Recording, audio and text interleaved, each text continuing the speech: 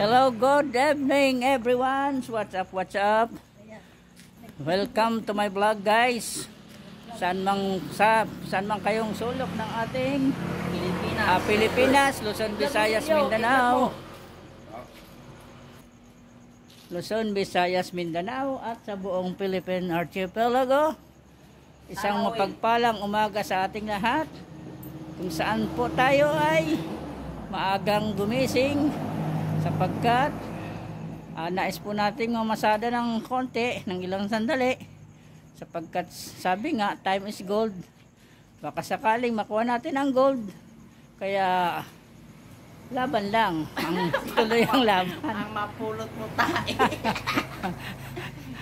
Habang tayo narito po sa isang subdivision kung saan ay ang isang masigasig at matipunong taga pamayapa ng subdivision ito ay talaga namang patuloy sa kanyang pagmomotivate sa kanyang sarili upang lalong lumakas at sumigla ang kanyang pangangatawan at higit sa lahat pampaalis ng antok sapagkat sila po ay magdamagda pong naka-duty.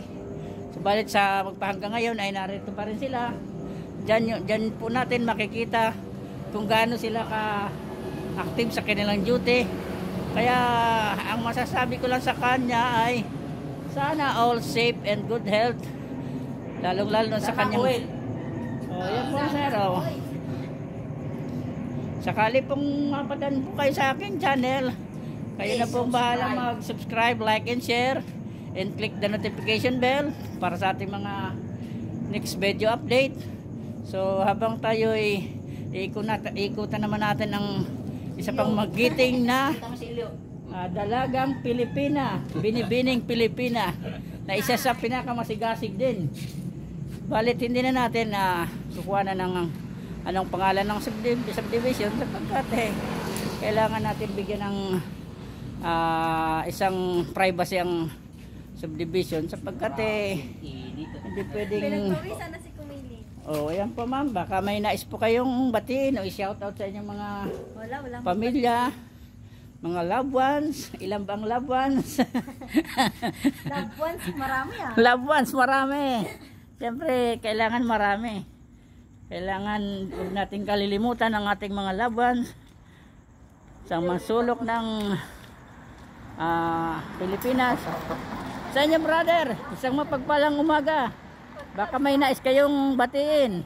Kumusta ang biyahe? Nakailang biyahe na ba? Wala pang biyahe. Wala pa. Benamano. Buenos dias, mi amigo. Good luck po sa ating biyahe. Yan po mga kanitsens.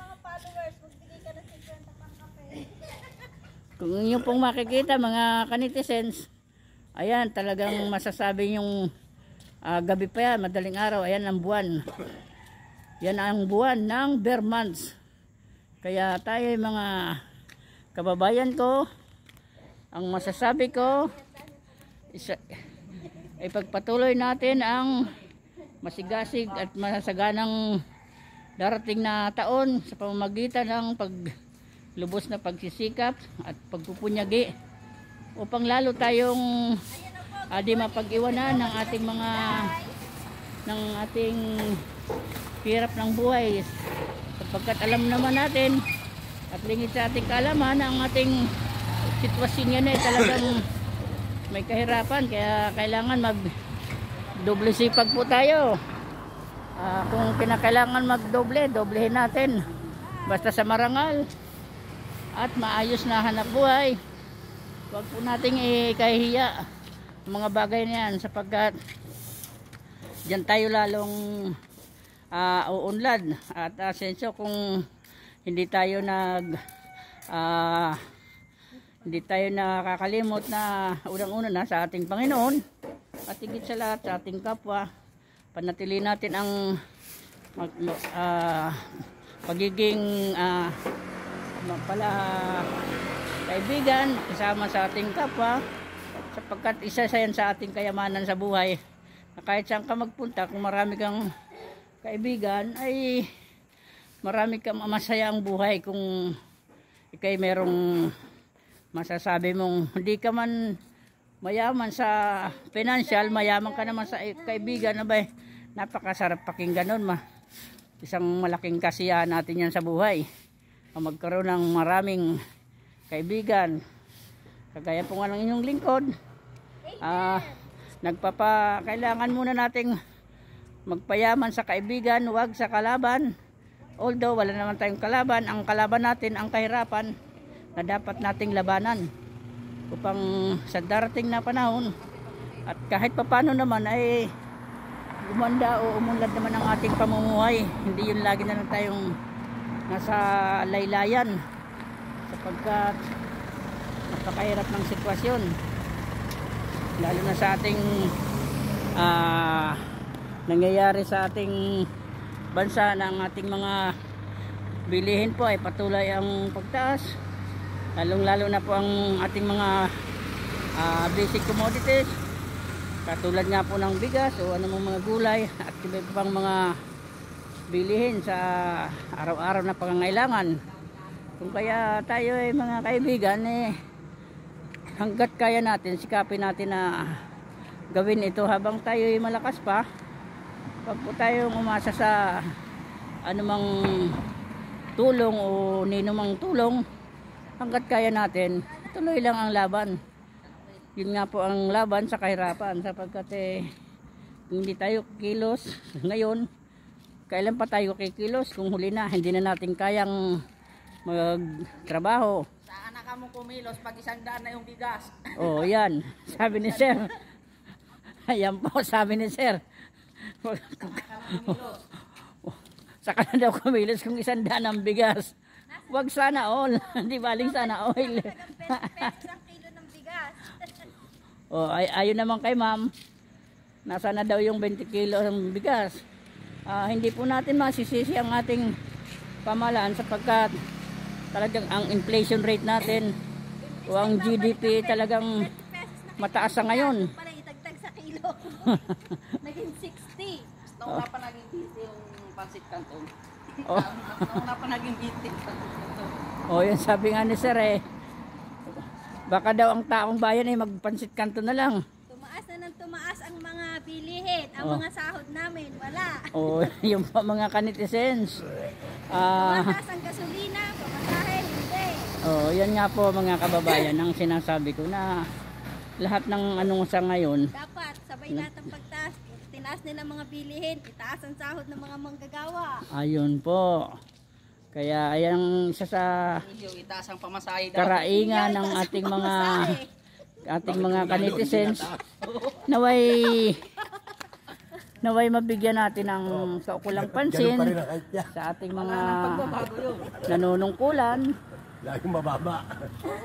Kaya tayo ang akin na lang papayo ay masasuggest hanggat meron tayong ibang pwedeng pagkunan ng ibang source of income, basta't alam nating marangal, ay huwag nating hayaang mawala ang mga oportunidad na ito na hindi natin sunggaban. Si Ilyo.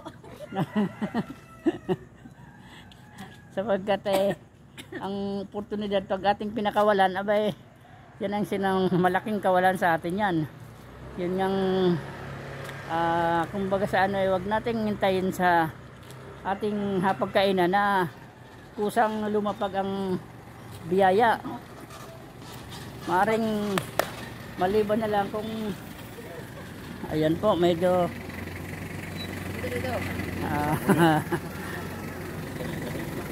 ito po medyo nagkakatuwaan kami ng aming mga naka duty ditong guard and lady guard at isang aking kasamaan dito sa pilahan somewhere in Nia Road. Hindi ko na po babanggitin ang pangalan para sa ating